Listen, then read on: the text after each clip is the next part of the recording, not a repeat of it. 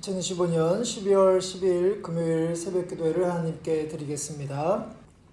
하나님의 말씀은 구약성경 시편 141편 1절부터 10절까지 말씀입니다. 구약성경 905면에 있습니다. 구약성경 905면 시편 141편 말씀 한 절씩 교독하겠습니다. 여호와여, 내가 주를 불러싸오니 속히 내게 오시옵소서. 내가 주께 부르짖을 때에 내 음성에 귀를 기울이소서. 기도가 주의 앞에 분향함과 같이 되며 나의 손 드는 것이 저녁 제사같이 되게 하소서. 여호와여, 내 입에 파수꾼을 세우시고 내 입술의 문을 지키소서. 내 마음이 악한 일에 기울어 죄악을 행하는 자들과 함께 악을 행하지 말게 하시며 그들의 진수성찬을 먹지 말게 하소서. 의인이 나를 칠지라도 은혜로 여기며 책망할지라도 머리에 기름같이 여겨서 내 머리가 이를 거절하지 아니할지라. 그들의 재난 중에도 내가 항상 기도하리로다. 바위 곁에 내려 던져졌도다. 내 말이 닮으로 무리가 들으리로다. 사람이 밭 갈아 흙을 부스러뜨림같이 우리의 해골이 스올 입구에 흩어졌도다. 여호와여, 내 눈이 주께 향하며 내가 주께 피하오니 내 영혼을 빈구한 대로 버려두지 마옵소서.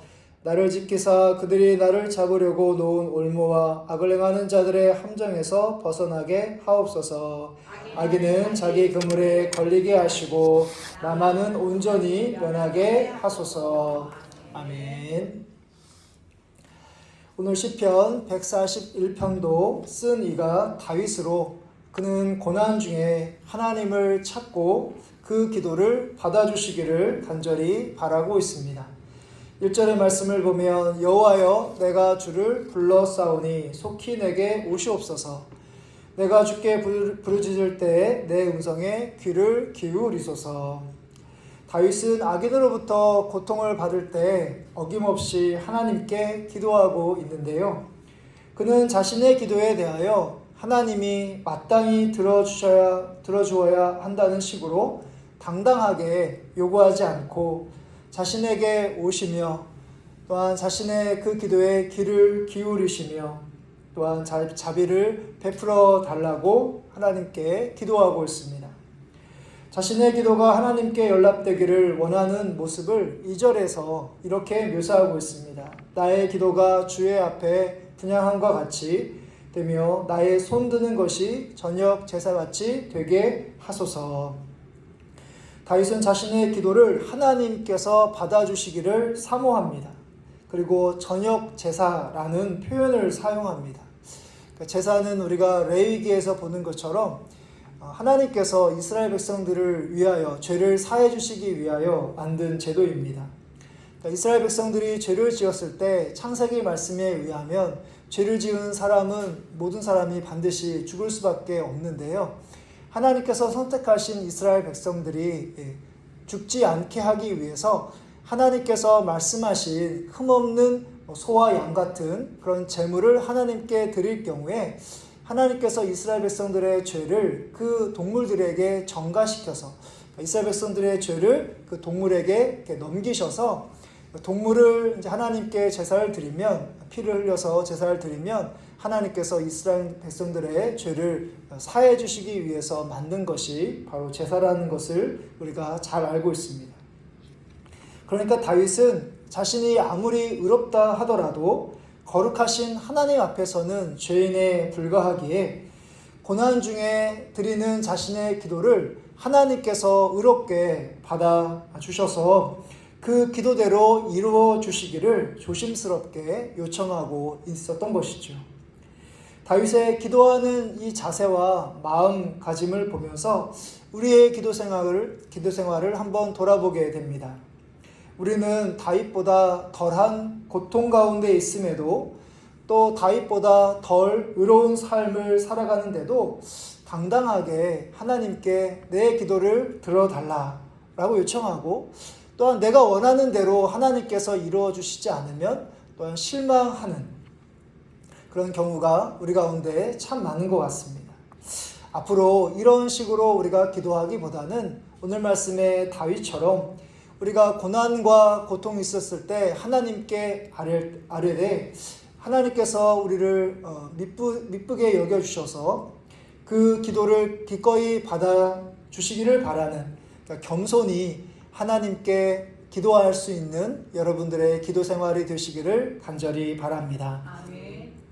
오늘 말씀 1절과 2절에서 기도하는 다윗의 그런 자세를 우리가 볼 수 있다면 3절과 4절에서 다윗의 그 기도의 내용이 무엇인지를 우리가 볼 수 있는데요.